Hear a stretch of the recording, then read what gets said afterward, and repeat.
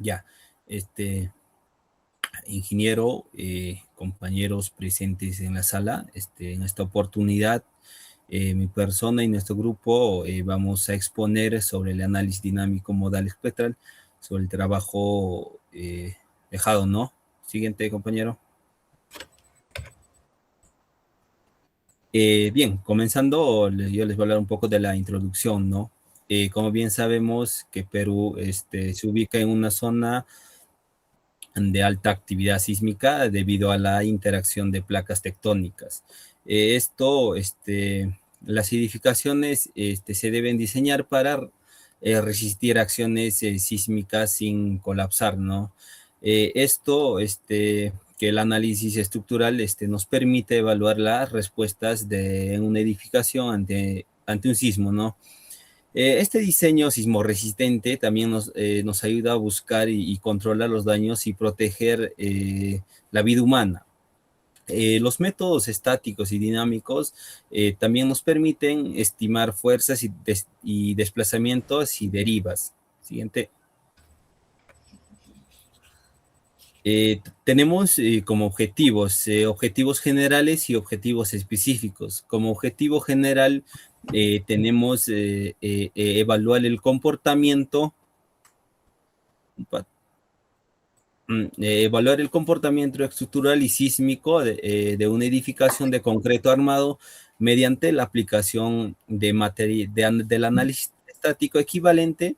Esto a la aplicación del análisis estático equivalente en el análisis, el análisis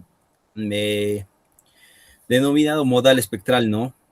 De acuerdo a los alineamientos establecidos según la norma técnica y 030 del Reglamento Nacional de Edificaciones. También tenemos los objetivos específicos, en lo cual nos dice que debemos realizar el análisis dinámico modal espectral con el fin de obtener los periodos naturales de vibración, ¿no?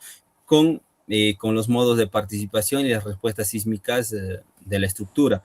También esto es para verificar el cumplimiento de los límites normativos de derivas laterales y de requisitos de seguridad estructural establecidos en la normativa de sismorresistente, en la CE 030, ¿no? Siguiente, compañero.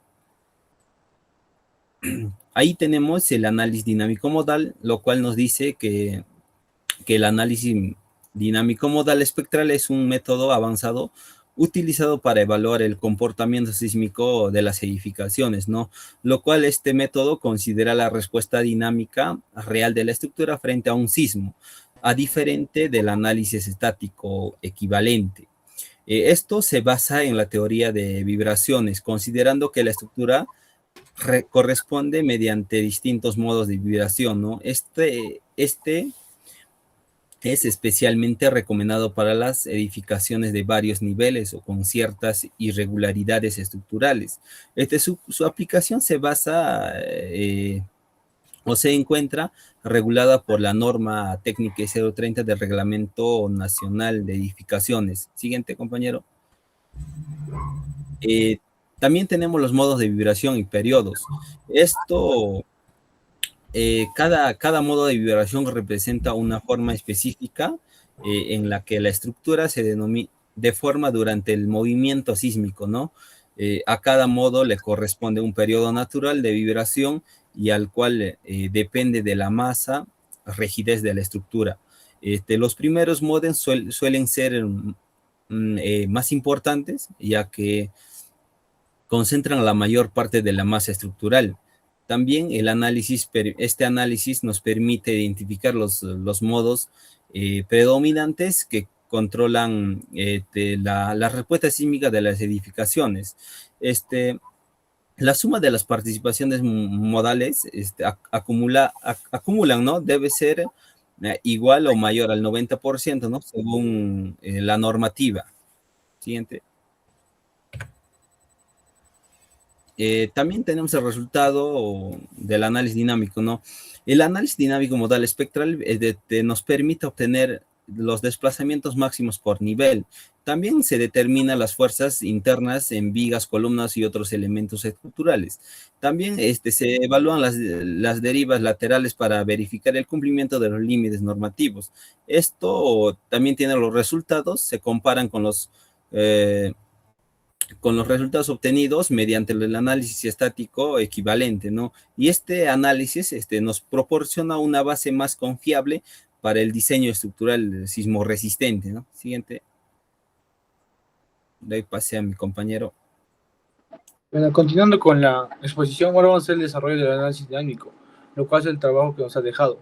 Tenemos como dato, los cuales estamos tomando desde el anterior, que ha sido el análisis estático, los cuales tenemos como dato usado columna 1, columna 2 y columna 3, los cuales tenemos que son cuadradas, ya que tenemos que la columna 1 va a ser de 25 por 25, la columna 2 de 30 por 30, la columna 3 va a ser de 40 por 40. Y el factor del concreto hemos puesto 280, por lo tanto nuestra elasticidad ha cambiado acá porque estamos trabajando con concreto, lo cual es 15.000 por la raíz del factor del concreto. También tenemos acá una irregularidad, la cual es de esquinas entrantes, porque tenemos una discontinuidad en nuestro plano, ya que tenemos dos entrantes en cada esquina. De ahí tenemos el área total, que es de nosotros, de nuestra, por así decirlo, de nuestra área, va a ser de un promedio de 120 metros cuadrados, lo cual tenemos un entrepiso que va a ser de 0.78 toneladas por metro cuadrado y techo de 0.5 toneladas por metro cuadrado. ¿Qué procedemos a hacer acá para ir a las rigideces? Primero tenemos que hallar nuestras, por así decirlo, rigidez y columnas, primero tenemos que llegar.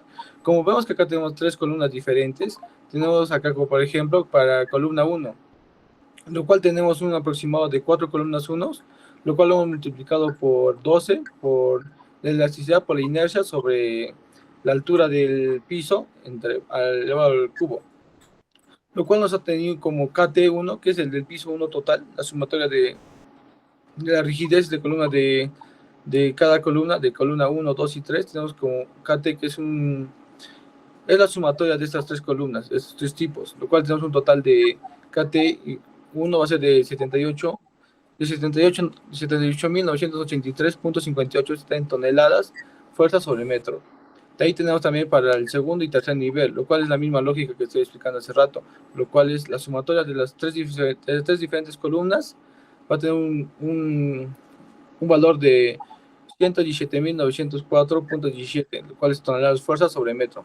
Y acá podemos hallar, en el paso 1, hallar las rigideces. Por eso estamos hallando K1, K2 y K3 cuando hallamos. Siguiente, compañero. Luego de ahí pasamos al cálculo de masas, lo cual tenemos un peso que es propio de la estructura, que tenemos del piso 1, lo cual es el peso 1, lo que es el P1 de lo que puede identificarse acá en la imagen, lo cual es de 94.98 toneladas. Un peso 2 que es 87.33 toneladas, un peso 3 que es de 84.98 toneladas. ¿Qué vamos a hacer acá? Y junto con la gravedad que es 9.81 que estamos asumiendo, ¿qué hallamos acá? Que va a ser la masa 1 va a ser igual al peso sobre la gravedad, lo cual es por así decirlo, va a ser 84.98 entre 9.81, lo cual nos da una masa 1 de 8.663, por así decir, un aproximado, de tonelada fuerza sobre segundo por sobre metros. Luego de ahí pasamos al paso 3, lo cual es hallar la matriz de masa y rigidez, lo cual tenemos acá una matriz de masa, la cual tenemos ahí como en diagonal van las masas 1, masa 2 y masa 3. Luego de ahí pasamos a la matriz de rigidez, la cual es, como estamos hallando para 3 pisos, esta es la matriz de rigidez para 3 pisos, porque lo que tenemos ahí que es K1 más K2, menos K2, luego 0, menos K2, luego K2 más K3, luego menos K3, luego 0, menos K3 y luego K3, lo cual tenemos ahí cada uno con su respectivo resultado. Siguiente, compañero. Luego una vez pasamos a la frecuencia angular, lo cual acá estamos analizando, lo cual es la determinante del, por así decirlo, del K, que es la matriz de rigidez, menos el WI al cuadrado, lo cual vamos a analizar ahora, por las masas que hemos visto hace un poco, que es el que he visto, y esto va a ser igual a 0. Aquí para WI, para poder hacer correr el Excel, luego tiene que cambiar por lambda 1, y lambda 2 y lambda 3, para que por así decirlo, para que el Excel nos corra bien. Al momento de correr el Excel tenemos ahí que W3, que es el WM al cuadrado, ya despejado, es el W3, es el despejado, que es 45.784. Y para W2 es 136.450. W1 tenemos que es 205.211.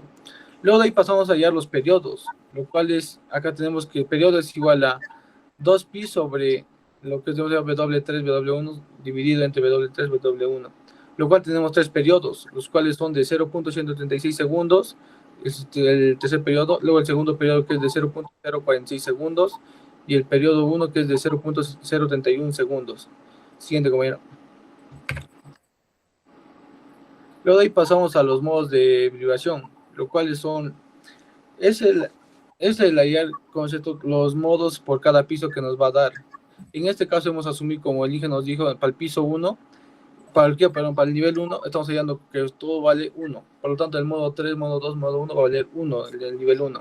Luego de ahí vamos a proseguir a hallar a diferentes niveles, lo cual es nivel 2 y nivel 3, como se puede ver en la imagen. Ahí tenemos los resultados que nos ha salido. Luego de ahí, una vez que tengamos estos modos de vibración, pasamos a la verificación modal, lo cual es por así decirlo, cada modo elevado al cuadrado por la masa, de acuerdo al nivel que está el modo. Como aquí podemos observar, tenemos acá el resultado, el conglomerado de 30.726. Luego para el modo 2, que es de 15.308. Para el modo 3 va a ser 56.936. Como vemos que no cumple a 1, no llega a 1, ¿qué hacemos? Siguiente, compañero. Como vimos que no se acercaba a 1, pasamos a hacer la normalización modal, la cual es que cada modo del anterior que tuvimos lo dividamos por la verificación modal, que es el resultado que tuvimos de 30 o de que son números altos, los dividimos por la raíz. Luego de ahí recién procedemos a hacer otra vez tenemos nuevos modos, lo cual podemos observar acá que es modo 1, modo 2, modo 3. Al momento de hacer otra vez la verificación modal, podemos observar que nos da 1, 1, 1. ¿Qué nos quiere decir eso? Que por lo tanto tenemos los modos finales. Aquí con estos modos vamos a trabajar. Estos, por así decirlo, van a ser los modos que se van a ejercer en cada nivel. Luego vamos a pasar al factor de participación, lo cual es que una vez hallando estos modos, podemos hacer el factor de participación es igual a la sumatoria de la masa del nivel por el modo que queremos analizar. O sea, la sumatoria de los modos que queremos analizar. Igualmente para abajo va a ser la misma, pero como hay que hacer una observación en la verificación modal, ya que estamos haciendo la sumatoria, como va a valer 1, no tanto se va a tomar, la parte del denominador va a ser siempre 1, y por lo tanto solamente tenemos que dar la parte de arriba. Por lo tanto tenemos acá que los modos 1, 2 y 3 van a tener un equivalente de factor de participación de 0.338, 1.084 y 4.994. Siguiente, compañero. Una vez hayamos obtenido los diferentes resultados, vamos a pasar al pseudo aceleración, la cual es nuestro SUX. Para este caso nosotros estamos tomando que nuestro valor de sonificación va a ser de 0.25, nuestro uso va a ser de 1, nuestro solo va a ser de 1.4 y nuestro C va a ser igual a 2.5 para los tres. ¿Por qué se estarán preguntando, estamos tomando 2.5 para los tres? Al nosotros aplicar esta de acá, lo que dice TP menor que TP, nuestro C vamos a hacer 2.5. Al nosotros analizar nuestro periodo, vemos que está debajo del TP. Y por lo tanto, estamos tomando el 2.5. Y como podemos observar en los tres periodos, no superan al TP. Y por lo tanto, estamos asumiendo que es 2.5 para los tres. Luego de ahí pasamos al TP, lo cual es 1 y TL 1.6 según la norma 030. De ahí pasamos al R, que es el factor, que es, como dijimos antes que tenemos irregularidad en planta. Al momento de nosotros ir a la normativa, nosotros tenemos que una irregularidad en planta que es de signos entrantes es de 0.9. Luego lo multiplicamos a lo que salió, a nuestro R que nos salió 8, porque estamos teniendo que son aporticados, que son ese valor de 8. Como no tenemos una irregularidad en altura, solamente tenemos en planta, lo multiplicamos los tres y nos sale un 7.2. Con este 7.2 vamos a empezar a trabajar los drift, lo que son los drift. Luego pasamos allá a lo que es la pseudoaceleración, lo cual es el sub sobre R por la gravedad. Y como aplicamos acá para cada modo, y como vemos que acá el C son iguales, solamente tenemos que hallar de uno y luego se va a ser sucesivo. Como son iguales, es sucesivo, son sucesivos nomás, lo cual es 1.192 tenemos como resultado. Luego, una vez que tengamos esto, pasamos al pseudo desplazamiento, lo cual el pseudo desplazamiento es igual a nuestro pseudo aceleración sobre lo que hemos llamado el WM al cuadrado. Cual tenemos modos que son de 1, 2 y 3, acá nuestro pseudo aceleración, luego tenemos nuestro WM al cuadrado, lo cual son los diferentes valores que hemos hallado. Y esto una vez que tengamos, lo dividimos, el pseudo aceleración sobre el WM al cuadrado. Luego de ahí nos va a tener un pseudo desplazamiento, lo cual son muy bajos porque nuestra estructura en sí es muy pequeña, son 3 pisos, no se va a mover tanto en un sismo. Siguiente, compañero. Siguiente. Ya. Luego pasamos a las fuerzas cortantes, lo cual es un acumulado que nosotros hacemos, lo cual es, tomamos la parte superior, lo sumamos al segundo, luego lo sumamos el primer piso y tenemos un acumulado. Luego otra vez aplicamos la formulita que es de X, que es igual a 0.25, la sumatoria del RI, que es el RI. Esta es la fila del nivel, digamos del nivel 3 tenemos la fila, esa es la sumatoria. ¿Qué pasa si tenemos un negativo? Digamos en el modo 2 tenemos un negativo. Como vemos acá que está entre líneas, que eso nos quiere decir que es un valor absoluto. Por lo tanto, todo el negativo se va a convertir a positivo. Luego le sumamos el 0.75, la raíz de las sumatorias de la misma fila al cuadrado cada una.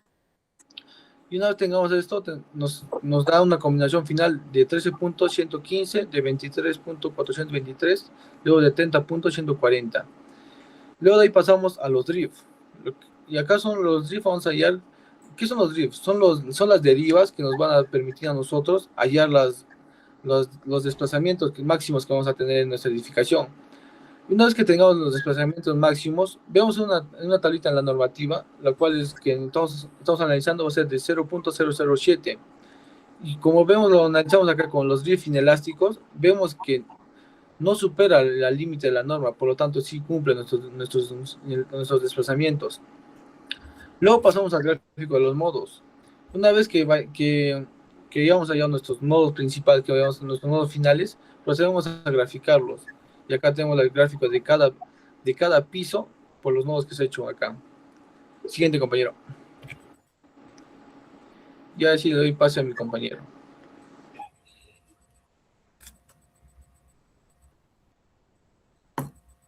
Bien, ingeniero, buenas tardes. Vamos a continuar con el espectro de respuesta sísmica.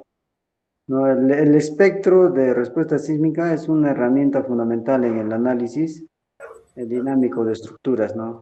Representa la respuesta máxima de un sistema estructural ante un movimiento sísmico. Su construcción y aplicación están normadas por la norma técnica E030. El siguiente, por favor, compañero. Bueno, parámetros del espectro de la norma E030. El espectro de respuesta depende de la zona sísmica donde se ubica la edificación. Considera el tipo de suelo, el cual influye directamente en la amplificación sísmica. Incluye el factor de uso o importancia de la edificación. Se emplea el factor de reducción sísmica para considerar el comportamiento inelástico. Estos parámetros garantizan que el análisis represente condiciones reales del sitio. Siguiente, por favor, compañero. En aplicación del espectro en el análisis. El espectro de respuesta se aplica a cada modo de vibración obtenido en el análisis dinámico.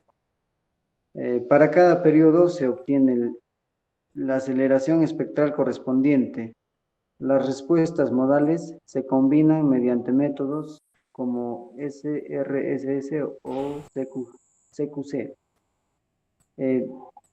Se determinan fuerzas internas, desplazamientos y derivas laterales. El procedimiento permite evaluar la respuesta sísmica global de la estructura. El siguiente, por favor. Ahí llega mi compañero. Ya, bueno, ingeniero, continuando con la exposición, voy a hablar acerca de la importancia del espectro de respuesta, ¿no?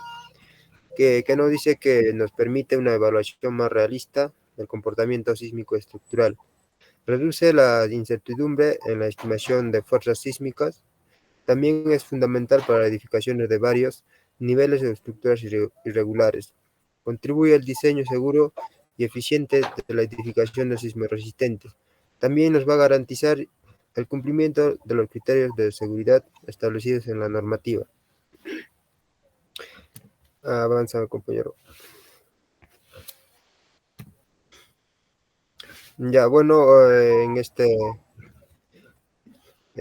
imagen les voy a explicar, ¿no? sobre el desarrollo de aspectos de respuesta sísmica, que es que nos da por dato la zona que vamos a trabajar, ¿no? Que es la zona 3, el suelo, que es S3, el TP1, el TI, va a ser el 1.6, ¿no? Que aquí vamos a agarrar que hemos hecho, ¿no? De los 100 puntos, como vemos, ¿no? Hay 100 puntos. Mm, Esto para qué, ¿no? O más o menos que es para saber el T menor que TPC va a ser igual a C, que hemos trabajado con 2.5, ¿no? Que nos va a dar el C. También vamos a ver que el TP menor que T menor que TL va a ser, ¿no? Que hallamos, ¿no? Sucesivamente para cada punto que hemos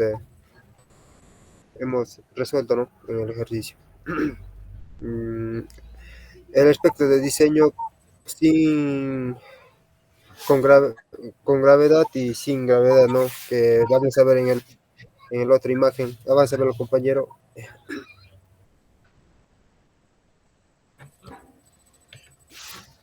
Avánzalo. Ahí. Ya, como vemos aquí, ¿no? En esta imagen, este es el aspecto de diseño de pseudo aceleración con gravedad, ¿no? Que en esta imagen vamos a ver los 100 puntos. Y avánzamelo, compañero, en la otra imagen. Eh, y en el otro imagen vamos a ver lo que es el aspecto de aceleración sin gravedad, ¿no? Que es en esta imagen nos representa el plomito, ¿no? Que está, que nos está representado, ¿no? Y el rojo es con aspecto de diseño con gravedad. Avánzamelo, compañero.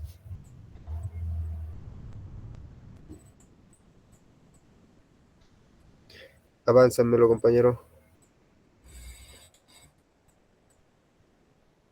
Avanza, avanza.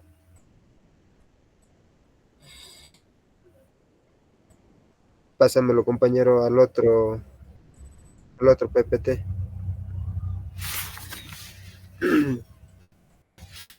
Avánzame la junta sísmica. Ahí. Ya. Ya. Yo, bueno, prosiguiendo con la exposición, vamos a hablar de lo que son juntas sísmicas, ¿no? Obviamente hemos hablado anteriormente sobre las juntas sísmicas, pues esta vez vamos a ver su aplicación más. Obviamente sabemos que son separaciones físicas, ¿no? Que hay entre dos estructuras o dos bloques de estructuras, ¿no? Obviamente su función es permitir que cada estructura tenga inclinación, se podría decir, a un cierto grado y una cierta distancia, ¿no? Obviamente también que evitan el choque entre edificaciones, ¿no? O conocido como golpe sísmico. Obviamente, según la E030, según su diseño, es obligatorio en edificaciones, ¿no? Con bloques estructurales independientes. Su diseño se rige, obviamente, a la norma técnica E030, que es la norma de sismo resistencia, ¿no? La importancia, obviamente reducen el riesgo de daños severos por colisión, ¿no? Obviamente con esto salvamos vidas, se podría decir, ¿no? Ya que damos un cierto tiempo de dilatación, el cual, ¿no? Quizá en su totalidad podríamos evitar el choque de estructuras y el colapso, o quizá, ¿no? El choque de las estructuras fuera menor. Contribuye a la seguridad de la estructura y de los ocupantes. Ya lo mencioné, son especialmente importantes en edificaciones altas y regulares. Obviamente, generalmente esto se basa para edificios altos y regulares, ¿no? Porque son ese tipo de edificios los que tienden a sufrir riesgos, sobre todo, porque si hablamos de una estructura de 2 pisos, 1 piso, 3 pisos, quizá ni se note, ¿no? Quizá sea mínimo, pero en las edificaciones más grandes ya se nota ya bastante, ¿no? Garantiza el cumplimiento de los criterios de seguridad sísmica, nos dice, ¿no? Obviamente la norma. Este, el dimensionamiento de la junta sísmica, bueno, es un proceso donde se inicia por el ancho de la junta sísmica, ¿no? Que depende de los desplazamientos máximos esperados según el diseño. Se calcula considerando las derivas laterales obtenidas del análisis sísmico, ¿no? La norma establece valores mínimos según la altura de la edificación. En sí, la norma en este caso ya nos da, ¿no? Nos dice, depende a la altura máxima de la estructura, nos dice, ¿no? Un valor mínimo del cual tenemos que considerar en función a la otra edificación. Deben mantenerse libres los elementos rígidos, ¿no? Que impidan el movimiento. Justamente por eso se hacen diseños, cuando son irregulares, por separado, ¿no? Para cada elemento estructural. Bueno, tenemos acá un pequeño, el trabajo obviamente, ¿no? Lo que es de la junta sísmica. En este caso tenemos 3 lotes, los cuales estamos simulando.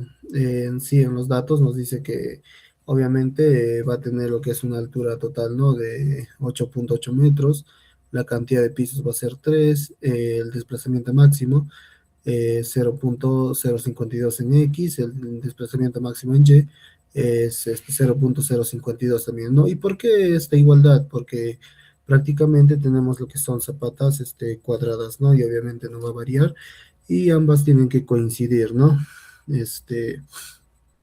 Muy bien. En el lote 1 nos dice que tenemos, ¿no? Van a ser de 5 pisos, ¿ya? La altura va a ser de 15 metros, se podría decir que en su totalidad. En este caso tiene junta sísmica y obviamente ya nos va a dar lo que es un dato. En el lote 2 va a ser una cantidad de 3 pisos.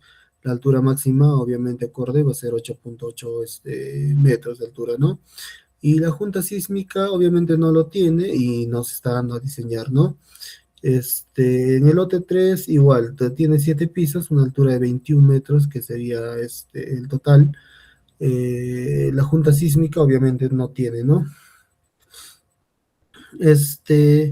Bueno, primero lo que hicimos fue el análisis, obviamente, en dirección, en el eje X, ¿no? Obviamente. Pero en este caso, como hemos considerado que son zapatas, cuadradas, obviamente, no va a variar, se podría decir, el análisis, tanto en X, tanto en Y, no solamente se hace un análisis y se replica, se podría decir, en el eje Y, ¿no? Porque se supone que si nosotros diseñamos en una zapata o en un diseño regular, deberíamos tener el mismo tipo de análisis, ¿no? En distintas direcciones. Bueno, en los casos de lote, en los casos, bueno, en las columnas, ¿no? Pero claro, en las columnas, obviamente. Eso de las zapatas, para aclarar, es en las columnas, ¿no? Bueno, en el lote A tenemos, ¿no? Que serían obviamente los 2 tercios del desplazamiento máximo, el S es el tipo de suelo, que sería 0.09, y en el lote B obviamente tenemos lo que son los 2 tercios, es por fórmula, 2 tercios del desplazamiento máximo, el tipo de suelo nos da que es 0.0528, ¿no? Y en el lote C tenemos el tipo de suelo que sería 0.126, ¿no? Ahí tenemos, bueno, obviamente por pisos, tenemos la junta propia, ¿no? Que sería en el OTAD, que sería, ¿no? Lo que es 0.045 y hablando de lo que es bueno, en este caso obviamente es derivado, no único para él, pero ahora cuando hablamos del OTB y del OTC, obviamente es la sumatoria entre todos, ¿no? Se podría decir.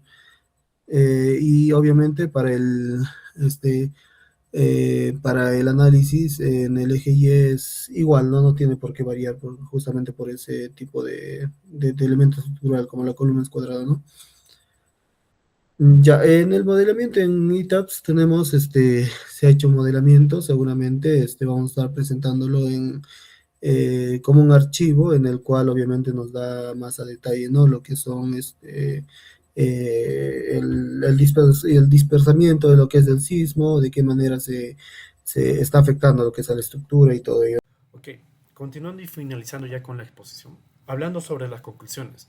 El análisis dinámico modal espectral permitió evaluar de manera integral el comportamiento sísmico de la edificación, al considerar los modos de vibración, los periodos naturales y la participación modal de la masa estructural, proporcionando resultados más realistas que en el análisis estático equivalente. La aplicación del espectro de respuesta sísmica es otro punto, conforme a la norma técnica E 030.